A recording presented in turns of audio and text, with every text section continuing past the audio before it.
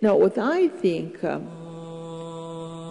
the Saudis are scared of are actually scared of a sort of upheaval from inside Saudi Arabia because of the existence of the Islamic State, the will of the people who are not very happy inside Saudi Arabia, where, of course, we have a royal family that is incredibly wealthy, and the rest of the population, which is kept under control through money, but not through ideals.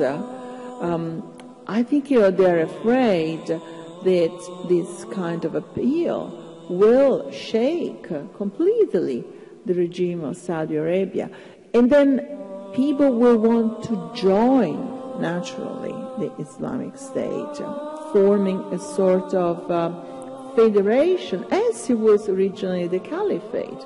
Because the Caliphate was not really a pyramidal kind of empire, but it was a much more loose kind of organization.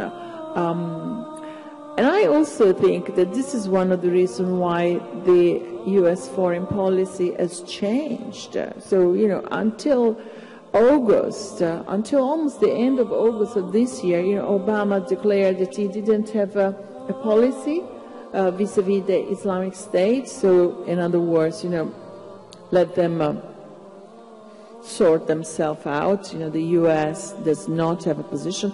And then all of a sudden, within a week, not only did we have a policy, but also we were leading a grand coalition of 44 countries, whereby Saudi Arabia had offered to train more troops. So just to enlarge the war by proxy. Yeah, I think the Saudi regime is very fragile. Yeah, totally. And that's not, we see it with the number of troops the Saudis have moved up along the border. Yeah. Because they're terrified.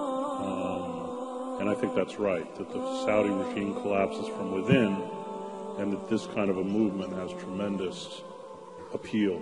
Yes. Among the majority of Saudis who are quite sick of this parasitic,